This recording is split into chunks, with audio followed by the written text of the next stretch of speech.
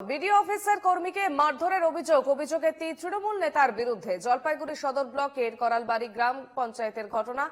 কোতোয়ালি থানায় অভিযোগ, নিগৃহীত সরকারি কর্মীর অভিযুক্ত নেতাকে আটক করেছে পুলিশ। মেয়ে রূপশ্রীর টাকা না পাওয়ায় নূর মজিল হক নামে এক সরকারি কর্মীকে দায়ী করে তৃণমূল নেতা এনামুল হক এবং সে কারণেই এনামুল নূর মজিলের ওপর চড়াও হয় বলে অভিযোগ।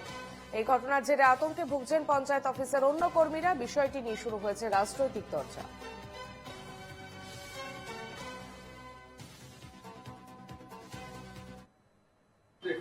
কোনো এক বেনিফিশিয়ারির বাবা আমাকে রাস্তায় অফিসে আসার সময় অ্যাটাক করে, তো উনি পাননি করোনার সিজন, তার রিপোর্ট সব আমার ভিডিও অফিসে দেওয়া ছিল।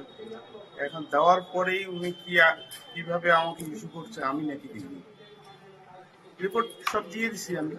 দেওয়ার পরেই ডাইরেক্ট আমাকে আজকে অ্যাটাক করলো, রাস্তায় গাড়ি অনেক কিছু করলো, আমাকে মার্ডার করবে, আমার নামে অনেক কিছু করবে, আমাকে দেখে নিবে। যে করলো সে খেয়ে এনামুল হক। তৃণমূল কোনো কর্মী কোনো সরকারি কর্মচারীর গায়ে হাত দিতে পারে না। যারা হাত দেয় তারা তৃণমূলের কোনো কর্মী বা তৃণমূলের নেতা হতে পারে না। আমাদের উপর থেকে নির্দেশ আছে, আমাদের মমতা বন্দ্যোপাধ্যায় আমাদের নেত্রী এবং অভিষেক বন্দ্যোপাধ্যায়ের নির্দেশ আছে, মানুষের সেবা করো, মানুষের পাশে গিয়ে দাঁড়াও, মানুষকে সহযোগিতা করো। কেউ যদি তৃণমূলের নাম করে কোনো সরকারি আধিকারিক কেন যদি রাস্তার কোনো মানুষকে যদি হ্যারেস করে, তার জন্য প্রশাসন যে কোনো ব্যবস্থা নিতে পারে, তৃণমূল প্রশাসনের পাশে আছে।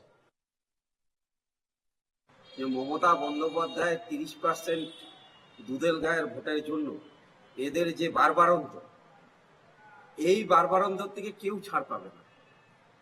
এবার একটা সরকারি কর্মীকে মারধরের অভিযোগ এবং যা মনে হয় ডিউটিরত অবস্থায় তাকে মেরেছে। এবার অফিসের প্রেমিসেসের মধ্যে এগুলো মানে বিরাট অভিযোগ। রাতের বেলায় তৃণমূলের কোনো নেতা তার সঙ্গে বসে মিটিয়ে নেবে না তো?